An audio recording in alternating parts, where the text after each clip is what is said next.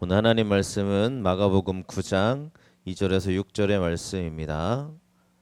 네, 김동진 청년 나와서 성경 봉독하겠습니다.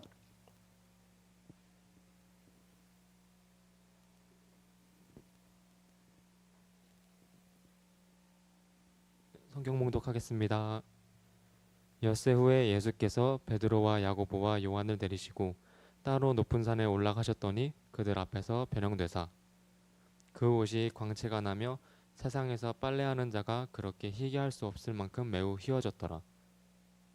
이에 엘리야가 모세와 함께 그들에게 나타나 예수와 더불어 말하거늘 베드로가 예수께 고하되 랍비여 우리가 여기 있는 것이 좋사오니 우리가 초막셋을 주되 하나는 주를 위하여 하나는 모세를 위하여 하나는 엘리야를 위하여 하사이다 하니 이는 그들이 몹시 무서워하므로 그가 무슨 말을 할지 알지 못함이더라.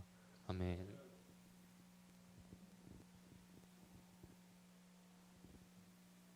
쉬운 길이 아닌 예수님이 이끄시는 길로 가야 합니다라는 제목으로 함께 은혜 나누겠습니다.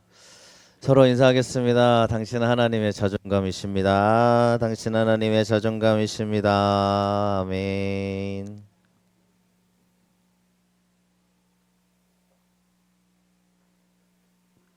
할렐루야. 네, 우리 신호경 성도, 유창현 성도의 아이, 유예건 아이가 지난주 수요일에 태어났습니다. 네, 유예건 이름이고요. 네, 그래서 이렇게 사진을 보내왔어요. 네, 이쁘죠? 남자 아이고요. 네, 아마 100일 뒤에 다시 교회로 와서 기도 받을 텐데 기도 많이 해주시고 또 큰 은혜가 있기를 또 기도해 주셨으면 좋겠습니다. 우리 교회가 올해는 신생아의 축복이 있나 봐요. 네, 우리 여기 앞에 계시는 성도님 자녀들도 지금 두 가정이신데 두 가정 다 지금 아이가 이제 임신하셔가지고 올 한해 태어나신대요. 그러니까 올 한해 우리에게 주시는 새 생명의 역사가 풍성한 것 같습니다. 기도해 주시고, 네, 우리 첫째는 우리 여보미가 가장 이제 누나니까, 네, 우리 늘 기도해 주시고 또 함께 해주셨으면 좋겠습니다. 네, 참 감사할 일입니다. 네, 생명이 태어나는 거는 진짜 하나님의 축복인 것 같아요. 네, 우리 교회가 새 생명의 역사가 또 풍성했으면 좋겠습니다. 오늘 말씀은 쉬운 길을 선택하는 것이 아니라 하나님이 이끄시는 길로 가자라고 제가 말씀을 좀 이렇게 붙였습니다. 여러분, 우리는 쉬운 길을 좋아해요. 조금 더 쉬운 걸 하기를 또 편안해합니다. 여러분, 목회도 어쩌면 쉬운 목회가 있을지도 모르겠습니다만 다 각자의 상황에 따라서 어려울 수 있겠지만, 여러분, 우리는 이제 개척 교회로 시작해서 이렇게 성장하는 교회로 가고 있는 줄로 믿습니다. 그래서 우리가 걸어가는 길을 보면 결코 쉬운 길이 아니라는 걸 보게 되죠. 그렇죠? 여기까지 온 게 너무 기적이고 여기까지 인도하심이 또 하나님의 축복임을 우리는 믿습니다. 그러면 여러분, 우리가 하나님이 이끌고 가시는 길을 믿음으로 봤으면 좋겠어요. 하나님이 이끌고 가시는 길이요. 여러분, 하나님이 나를 붙들고 가시는 길이 좀 높은 길이어도요, 어려운 길이어도 주님의 축복 안에 거하시기를 축원합니다. 여러분, 우리가 높은 산 그러면 우리나라는 백두산을 떠올려요. 여러분, 우리가 백두산을 갈 수 없죠. 중국을 통해서밖에 갈 수가 없는데 예전에 이제 예전 교회에 있을 때 백두산을 한번 올라가 본 적이 있습니다. 그때 찍은 사진을 찾아봤는데 구름이 밑에 있어요. 그죠? 산에 꼭대기에 올라가서 찍은 사진인데 사람들이 계단을 통해서 올라오게 되는데 이 계단이 약 1442계단을 올라가야 됩니다. 그러니까 한 25분에서 30분 정도 걸리는 거리를 이제 가요. 백두산이 높으니까 이제 버스를 타고 거의 끝까지 올라와요. 끝까지 올라왔다가 이제 마지막 올라가는 길은 계단을 밟아서 천지를 향해 가는 거예요. 끝까지 올라가면 이렇게 천지가 펼쳐지는 걸 봅니다. 제가 보고 봤던 사진을 보여드리는 건데, 그 버스 타고 가다 보면 안내 이제 여행 가이드가 이런 얘기를 꼭 해요. 천지는 선택된 사람에게만 이렇게 보여준다는 거예요. 대부분 날씨가 좋게 올라갔어도 올라가면 구름에 가려 있거나 잘 안 보일 때가 많다는 거예요. 그러면서 이제 뭐라고 하냐면, 이제 제가 이제 아이들을 인솔해 가는 목사였기 때문에 뭐 이제 목사님이라고 아이들이 부르는 걸 알잖아요. 그러니까 사람들이 뭐 그 안내양이 뭐라고 하냐면, 인도자가 만약에 여기서 선한 덕을 쌓지 않거나 누군가 이렇게 문제가 있으면 천지가 안 열린다 그러는 거예요. 제가 또 목사니까 제가 뭐라고 해야 돼? 야, 그럴 리가 없다. 여기 목사가 타 있는데 그렇죠. 하나님 열어주실 거야 하고 가는데 괜히 걱정되는 거예요. 괜히 안 열리면 어떡하나. 올라가는데 너무 잘 보이는 거예요. 날씨가 너무 좋아가지고 이런 환경을 보고 왔습니다. 근데 제가 한번 생각을 해봤어요, 여러분. 천지를 보려면 백두산 올라가야 돼요. 그렇죠? 이 광경을 보려면 이 백두산밖에 없어요. 물론 이 한라산도 가면 이렇게 볼 수 있는 광경이 있겠지만, 이 백두산만이 갖고 있는 이러한 관광지와 이러한 모습을 보려면 우리는 거기로 가야 됩니다. 다른 산 올라가면 이 천지가 있지 않죠. 그러니까 백두산만의 특징이고, 여기로 올라가야만 볼 수 있는 어쩌면 특권일 수 있죠. 그런데 오늘 말씀해 보니까 예수님이 제자들을 데리고 높은 산에 올라가셨다고 돼 있어요. 자, 9장 마가복음 9장 2절 말씀을 같이 읽어보겠습니다. 엿새 후에 예수께서 베드로와 야고보와 요한을 데리시고 따로 높은 산에 올라가셨더니 그들 앞에서 변형되사. 아멘. 높은 산에 올라가셨다고 돼 있어요. 우리는 이 산을 변화산이라고 합니다. 왜냐하면 예수님이 변하신 곳, 예수님이 이 산에 올라가셔서 새로운 모습으로 변형되사라고 말씀하고 있기 때문에 우리는 이 산을 변화산이라고 명칭해요.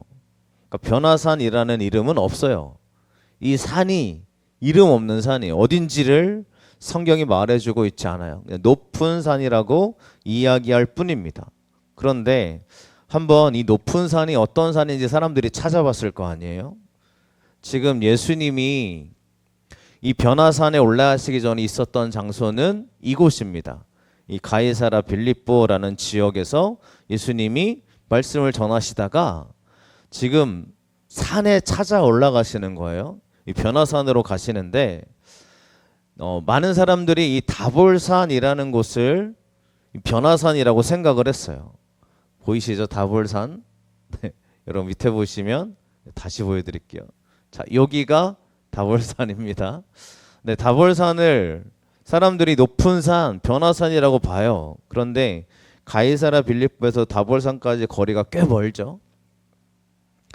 이 지역은 588m 되는 산입니다. 산 정상에는 로마 군인들이 주둔하고 있었고요. 이 당시에도. 그래서 여기는 성이 있는 곳이었다고 되어져 있어요. 그럼 588m면 우리가 대전 사람이니까 계룡산 올라가시면 남매탑 있잖아요. 약 남매탑까지가 약 500m 정도 된다고 하죠. 그 정도 올라가는 산 높이라고 보시면 돼요. 우리 산 타시는 분들은 거기를 높은 산이라고 보지 않죠. 그렇죠? 높은 산 정도면은 굉장히 높이 올라가야 된다라는 생각을 갖고 있기 때문에 이 다볼산 정상이 588m면 그리 높은 산은 아닙니다. 게다가 예수님이 여기서 변형되시잖아요. 그러면 로마 군인들이 봐요. 그러니까 이 다볼산에 예수님이 가셨다면 이 제자들만 데리고 갔던 것이 아니라 많은 사람들이 막 증거가 나왔을 거예요. 예수님 변했어. 그 로마 군인들도 봤을 거고 다른 사람들도 많이 봤을 거예요. 따라서 다볼산이라고 하기는, 이 변화산으로 말하기는 조금 어려운 것이 되지 않냐라고 봅니다. 그 위에 보면 헬몬산이 있죠. 이 가이사라 빌립보 바로 위에 보면 헬몬산이 있어요. 이 헬몬산이 바로 2800m 되는 굉장히 높은 산입니다. 백두산 2750m거든요. 그러면 백두산만한 산이에요. 그죠? 그리고 헬몬산이라는 산 자체가 거룩한 산이라는 의미를 갖고 있어요. 그래서 이 변화산은 헬몬산일 거다라고 보는 거죠. 자, 그럼 산이 보이시죠? 끝에가 설산으로 덮여져 있어요. 그러니까 얼음이죠. 그러니까 백두산으로 올라가는 걸음을 여러분, 우리가 백두산을 올라가 보지 않았기 때문에 얼마나 걸릴지도 잘 모르지만 그 산을 올라갈 때는 하루 만에 못 올라갈 겁니다. 그렇죠? 며칠을 걸려서 올라가야 돼요. 자, 그러면 우리가 예수님이 이들 가이사랴 빌립보 지방에서 말씀을 전하시고 또 하나님의 행동을 많이 하시고 난 다음에 하나님이 명하신 높은 산을 올라갔다면 헬몬산이 가장 가까울 거라고 보고 있는데, 그러면 생각해 봅시다. 자, 헬몬산을 올라간다고 한번 생각을 해보세요. 자, 내가 예수님 따라서 올라가고 있어요. 예수님이 베드로, 요한, 야고보만 데리고 갔단 말이에요. 자, 이 세 명의 특징은 뭐죠? 말이 많아요. 말이 많아요. 그리고 되게 다혈질적인 사람들이에요. 예수님을 따라갑니다. 따라가는데 예수님이 지금 야 따라와, 나 따라와. 왜요? 따라오면 알아 하고 이제 예수님을 끌고 가는 거죠. 예수님이. 자, 올라갑니다. 여러분, 백두산 올라갈 때 편안하게 올라가겠어요? 헬몬산 올라갈 때 편안하게 올라가겠어요? 올라가다가 여러분, 우리는 등산화가 있잖아요. 등산화. 이 사람들이 등산화가 있었겠어요? 올라가다 보면 발에 물집 잡히고 올라가다 보면 별의별 일을 다 겪죠. 어쩌면 짐승을 만날 수도 있지 않았을까요? 옛날 백두산 호랑이 살았다고 하잖아요. 헬몬산은 뭐가 살지 모르겠지만 올라가다 보면 엄청난 두려움의 광경들을 보지 않겠어요? 올라가다가 동상 걸리지 않겠어요? 올라가다가 찢어지지 않겠어요? 넘어지지 않겠어요? 그러면 우리가 생각을 해봐야 돼요. 예수님 여기 다볼산 낮은 산도 있는데 아니 왜 굳이 이렇게 높은 헬몬산을 데리고 가십니까? 라고 질문이 생기지 않습니까? 그렇지 않아요? 근데 여러분, 아까도 얘기했지만 다볼산에 올라가시면 예수님이 변형되시는 모습을 보여주기가 어려워요. 왜냐하면 수많은 눈들이 있고요. 그런데 지금 예수님이 헬몬산에 올라가셔서 변형되시는 모습은 이 세 제자가 볼 뿐입니다. 여기서 할 일이 있는 거예요. 그러니까 높은 산으로 제자들을 이끌고 가시는 이야기는 예수님이 하실 일이 있다는 얘기죠. 믿으십니까? 그럼 여러분, 우리가 알아야 됩니다. 즉 예수님이 이곳까지 올라가셔야 주님이 하실 일을 보이시는 거예요. 그것은 바로 변형되시는 모습을 보여주시는 거예요. 그러면 우리의 인생을 한번 살펴보셔야 돼요. 여러분, 우리 하나님이 나를 이끌고 가시는 인생이 쉬운 길이면 얼마나 좋아요. 낮은 산이면 올라갈 만 하잖아요. 충분히 감당할 수 있어요. 근데 하나님이 나를 이끌고 가시고 나를 붙잡고 가시는 길을 보니까 가다가 넘어지고요. 가다가 동상 걸리고요. 이게 하루 만에 올라갈 수 있는 산도 아니에요. 하나님 나를 왜 이렇게 힘든 산으로 이끌고 가시는 거예요? 라고 질문이 생기지 않아요? 조금 낮은 산으로 이끌고 가시면 얼마나 좋아요, 여러분. 그렇잖아요. 내 인생. 내가 편안하게 갈 수 있는 곳. 물집도 안 잡히는 산으로 나를 데리고 가시면 얼마나 편합니까? 내 인생의 산은 여러분, 하나님이 나를 이끌고 가시는 걸 보니까 왜 이렇게까지 하시는 거예요? 왜 이 산으로 나를 이끌고 가시는 거예요? 라는 질문이 생길 때가 있습니다. 여러분, 그러면 어떻겠어요? 베드로 아마 올라가다가 주님 여기 왜 가시는 거예요? 주여 왜 그러시는 거예요? 안드레, 야고보 얼마나 이 다혈질적인 사람이에요. 주여 왜 우리를 여기서 이끌어 가시는 겁니까? 수많은 질문하지 않았겠어요? 그때 예수님 뭐라고 얘기했어요, 여러분? 예수님이 야, 따라와봐. 따라오면 알아. 그랬을 거 아니에요. 여러분, 우리가 예수님을 따라가는 우리들의 삶에 높은 산으로 데려가신다면 주님이 하실 일이 있는 줄로 믿습니다. 거기서 하실 일이 있어요. 그럼 여러분이 거기까지 따라 올라가면 주님이 특별히 보여주시는 하나님의 은혜가 있는 줄로 믿습니다. 그럼 여러분, 여러분의 인생의 산이 높잖아요. 하나님이 나를 이끌어가는 산이 너무 높아서 좌절되잖아요. 왜 그러시냐고 따져 묻잖아요. 그런데 끝까지 순종으로 따라 올라가다 보면 거기서 나만 경험할 수 있는 하나님의 축복을 누리게 될 줄로 믿습니다. 변형되셨다고 이야기하거든요. 이야기는 완전히 다른 형태가 되신 모습을 제자들에게 보여주시는 장면을 말씀하고 있어요. 즉 높은 산에 올라가야만 예수님의 이런 모습을 볼 수 있는 기적을 보는 겁니다. 주님이 나를 이끌고 가시는 길이 너무 높다고 생각되십니까?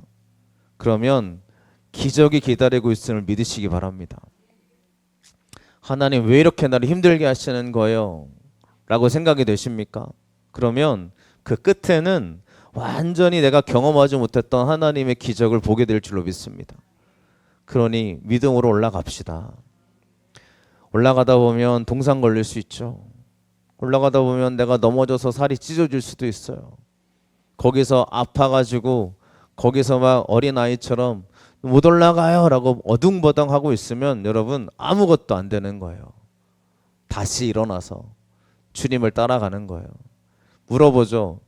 주여 왜 이렇게까지 나를 이끌고 가십니까? 라고 물어봤을 때 예수님이 그럴 거예요. 따라와 봐.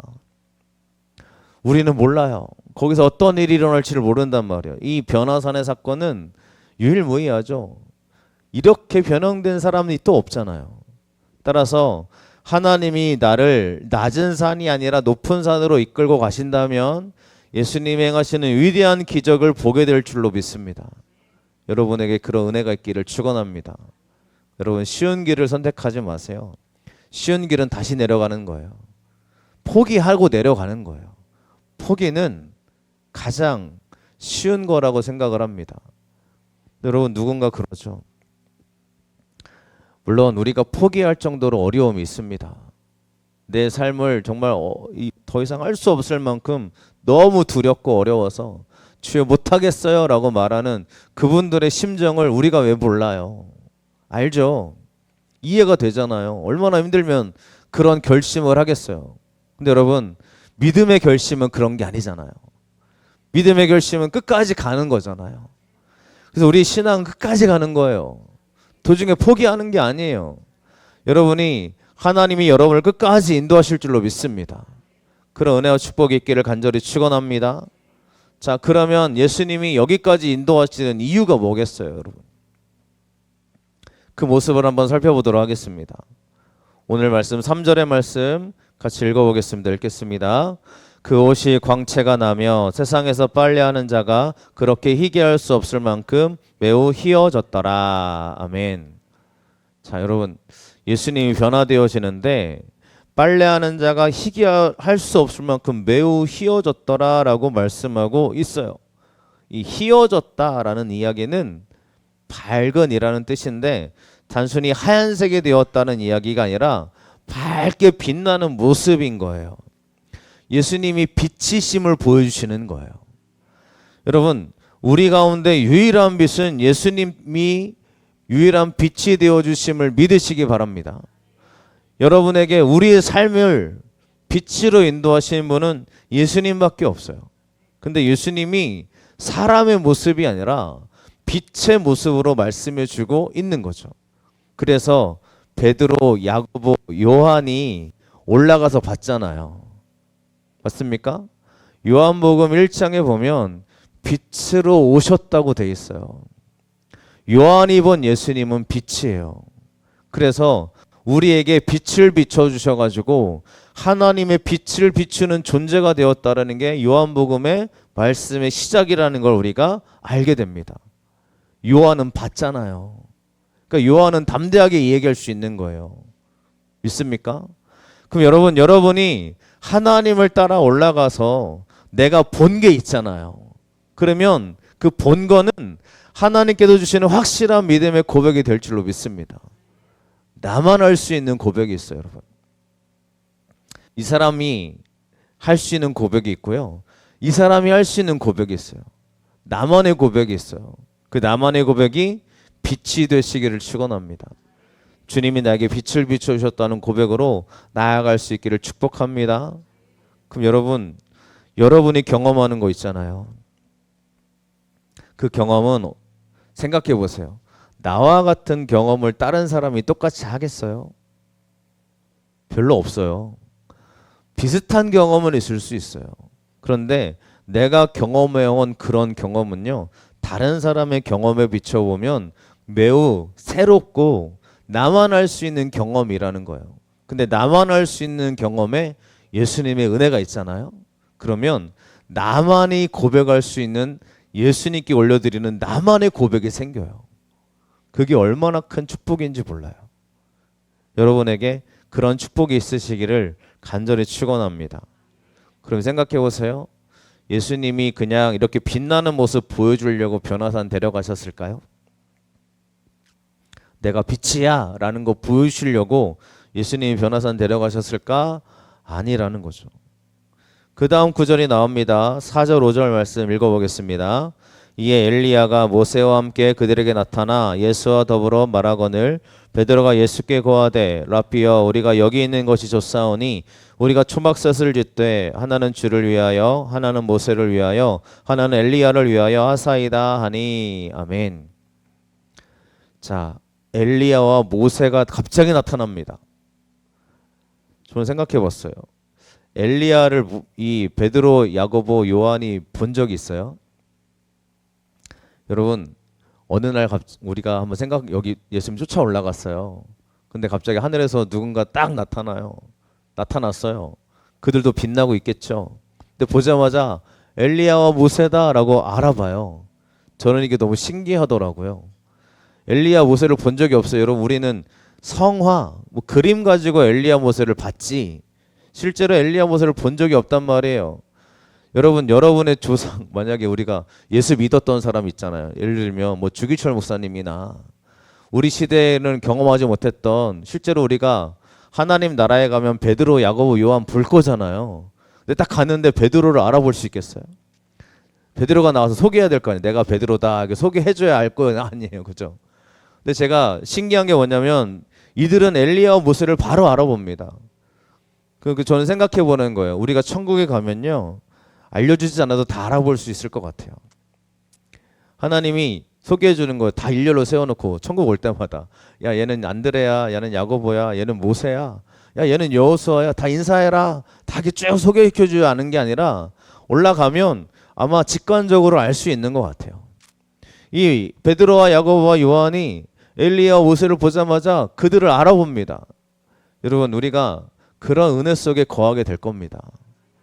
우리가 그래서 끝까지 믿음으로 승리하셔요. 엘리야와 모세가 나타나서 예수님과 함께 막 더불어 말하고 있는 모습을 봐요. 그때 베드로가 뭐라고 하냐면 여기다 우리가 초막 셋을 짓겠습니다 라고 이야기합니다. 자, 엘리야와 모세가 나온 이유는 이렇게 해석해요. 엘리야는 선지자 대표잖아요. 모세는 율법 대표예요. 율법을 대표하고 선지자를 대표하는 자들이 나서 예수님 앞에 고백하는 거죠. 따라서 예수님은 말씀의 대표보다 더 위에, 말씀이 되신 예수님, 또 선지자보다 더 위에 가장 위대한 선지자가 되신 예수님을 보여주고 있는 장면이다라고 말하고 있기도 합니다. 근데 여러분, 저는 뭐 그렇게 해석할 수 있지만 이 장면만 보면 그냥 예수 그리스도가 얼마나 위대하신지를 보여주는 장면이라고 생각해요. 근데 베드로가 그러잖아요. 초막 셋을 짓겠습니다 그러잖아요. 베드로가 왜 이렇게 얘기하는 걸까요? 성경은 굉장히 정확하게 얘기해주고 있거든요. 이렇게 말씀하고 있는 줄로 믿습니다. 6절 말씀 같이 읽어보겠습니다. 이는 그들이 몹시 무서워함으로 그가 무슨 말을 할지 알지 못함이더라. 아멘. 베드로가 이야기하는 이유는 무서워서 얘기해요. 주님이 무서워서. 엘리야 모세가 나타나는 게 얼마나 무서운 일이에요. 무서워가지고 이렇게 얘기합니다. 그러면 예수님이 베드로와 요한과 야고보를 데려가신 이유가 너 나 무서워해라 라고 데려가신 이유일까요? 여러분, 하나님이 우리 가운데 기적을 보여주시고 나에게 은혜를 부어주시는 이유가 나를 두려워해라 라는 말씀일까요? 아니면 내가 얼마나 빛된 존재인지 네가 한번 봐라 라고 빛으로 보여주시기 위한 하나님의 의도일까요? 이 변화산 사건이 존재하는 이유가 뭐겠어요? 성경은 명확하게 알려주고 있습니다. 마가복음 9장 7절 말씀 읽어보겠습니다. 마침 구름이 와서 그들을 덮으며 구름 속에서 소리가 나되 이는 내 사랑하는 아들이니 너희는 그의 말을 들으라 하는지라. 아멘. 변화산 사건의 유일하신 목적은 예수님의 말씀을 들으라는 겁니다. 우리가 하나님의 기적을 경험하는 이유는 하나님 말씀을 들으라는 거예요. 우리가 은혜를 체험하잖아요. 나 은혜 받았어요 라고 말하는 이유는 그러면 이제부터 하나님 말씀을 들으라는 거예요. 여러분, 우리가 이 말씀을 오해하지 말아야 되고요. 내 삶을요 바로 하나님께 붙들림 받으시기를 축원합니다. 수많은 사람들이 기적을 좋아해요. 기적을 좋아한단 말이에요. 근데 내 인생은 기적이 없는 사람들이 가끔 있어요. 왜 나는 기적을 안 주시는 거야? 라고 말하는 사람들이 있어요. 여러분, 이 사람이 막 기적을 경험하고 기도 응답을 받았어요. 그럼 우리가 부러워하잖아요. 와, 저 사람 기도 응답 받았대. 대단해. 위대해. 하나님의 사랑이 충만해. 나는 왜 기적이 없지? 그러잖아요. 하나님이 왜 기적을 보여주시겠어요? 이유는 딱 하나예요. 예수님 말씀 들으라는 거예요. 하나님 말씀에 순종하라는 거예요. 근데 여러분, 기적을 경험한 사람들의 특징, 물론 제가 수많은 거라고 이해할 수 없겠지만 이 들으라는 건 순종하라는 거잖아요. 근데 여러분, 제가 생각했던, 제가 지나왔던, 제가 봐왔던 기적을 많이 경험한 사람들의 대표적인 모습이 뭔지 아십니까? 교만이에요. 굉장히 교만해요. 나는 이런 경험을 했어. 나는 이런 경험을 갖고 있어. 야, 내가 얼마나 위대한 사람인지 아냐? 라는 이야기를 하고 있는 사람들을 봅니다. 여러분, 우리가 하나님의 기적을 경험하셨으면 하나님 말씀에 순종할 줄 아시기를 바랍니다. 이게 우리가 갖고 있는 믿음의 고백이 되어야 되지 않아요? 내가 은혜가 받으면요 겸손하셔야 돼요. 내가 하나님의 응답을 많이 받으셨으면 더 순종할 줄 아셔야 돼요. 이게 자랑이 되면 물론 이거 가지고 예수님을 증거할 수 있죠. 야, 내가 이렇게 어려울 때 기도했더니 하나님이 이렇게 축복해 주셔서 내 길이 열렸어. 너도 예수님께 나와봐. 이렇게 하면 얼마나 감사한 일이에요. 우리가 40일 기도가 하고 있잖아요. 야, 기도하니까 하나님이 나에게 이런 은혜 부으셨어. 같이 기도하자. 함께 기도하자 하는 게 우리가 은혜죠. 그런데 우리가 특별히 교만한 사람들의 특징들은 뭐냐면, 야, 나는 이런 경험 받고 있어. 하나님이 나는 이런 경험 받고 있다고. 너는 왜 그런 거 없어? 야, 너 지금 내 말대로 해야 돼. 너 이렇게 해봐. 제가 얼마든지 그럴 수 있죠. 여러분이 그럴 수 있어요. 여러분, 우리가 해야 될 유일한 목적은 주님의 말씀에 순종하는 겁니다. 나에게 순종시키는 사람 되게 하지 마세요. 목사가 나한테 순종하세요라고 말하면 거기 이상하다고 보시면 돼요.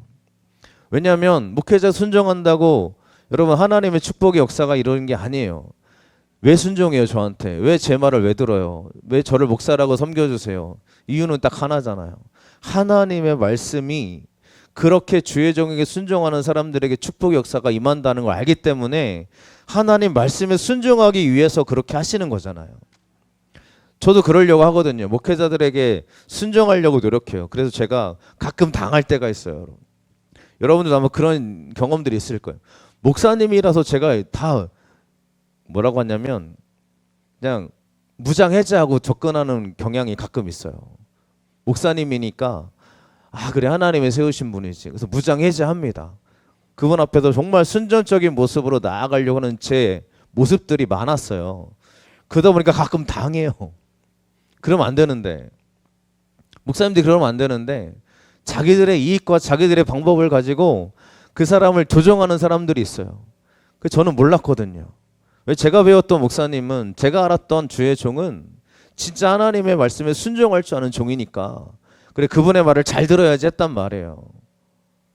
여러분 우리가 해야 될 일은요 하나님 말씀에 순종하는 길이 되기를 간절히 축원합니다.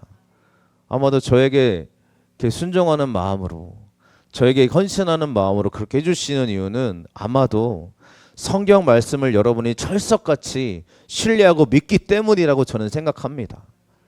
좋은 거죠. 근데 제가 그걸 누리면 안 되잖아요. 제가 당연시하면 안 되는 거잖아요. 따라서 우리가 해야 될 일은 주의 말씀에 순종하고 나아가는 축복의 삶으로 걸어가시기를 간절히 축원합니다. 따라서 은혜를 경험한 사람들은요 순종이 있으셔야 돼요. 그런 사람 되시기를 축원합니다. 내가 더 겸손함으로 하나님 바라보시기를 간절히 축복합니다. 우리 교회는 그랬으면 좋겠어요. 내 자랑하는 교회 되지 않았으면 좋겠어요. 가끔은 우리가 기도 제목을 나눌 때 여러분 기도 제목은 가끔 진짜 신뢰하는 사람이라면 내 밑바닥이 나오잖아요.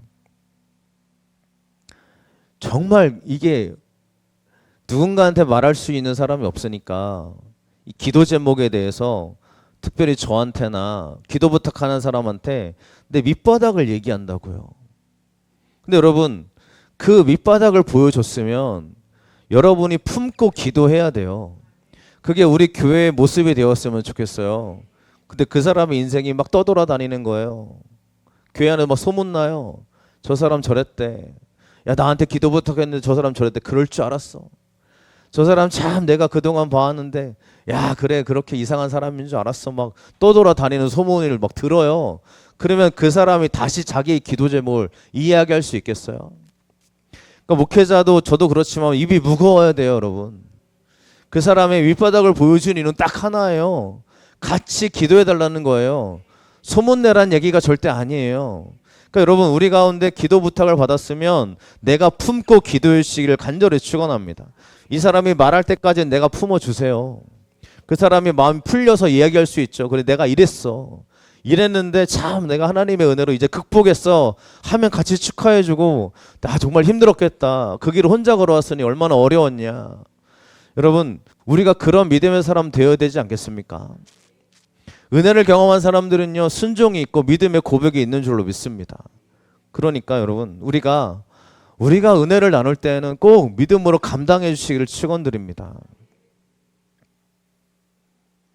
우리의 고백 속에서 실제로 우리 교회가 나아가는 걸음, 이제 우리가 사람들이 점점 더 많아지다 보면 늘 조심하셔야 될 것은 내가 나를 드러내기 시작하면 조심하셔야 되고요. 저 사람이 자기를 자꾸 드러낸다 그러면 가만히 기도해 주세요. 그리고 우리가 해야 될 감당할 일은 함께 예수 그리스도 안에서 순종하는 모습을 보여주시기를 축원합니다. 너 왜 40일 기도 왜 나와? 그러면 목사님이 은혜로 고백하자 기도하자고 한 자리를 만드셨는데 내가 순종하는 마음으로 나온 거야. 같이 순종하는 고백으로 함께 하자라는 우리 믿음의 고백이 있었으면 좋겠습니다. 따라서 우리는 축복의 이야기를 많이 해주시길 축원합니다. 말씀을 정리하겠습니다. 하나님이 나를 이끌어 가시는 것이 높은 길이고 쉬운 길이 아니라면 그 길을 포기하지 말고 걸어가세요. 끝까지 걸어가 보세요. 끝까지 가면 반드시 끝이 있습니다. 끝나지 않을 것 같아도 그 끝은 하나님의 위대한 역사로 끝을 맺어주실 줄로 믿습니다. 믿음으로 갑시다. 사람들이 가끔 그래요. 아니 믿고 기도한다고 정말 좋은 일이 열립니까? 근데 여러분 저는 말씀드리고 싶어요. 끝까지 가면 하나님의 길이 열립니다. 두 번째로 기적의 사건을 통해서 하나님 원하시는 것은 하나님 말씀을 듣고 순종하길 원하신다는 거예요. 여러분들이 그런 믿음의 순종의 역사가 있으시기를 간절히 축원합니다. 찬양하고 기도하겠습니다.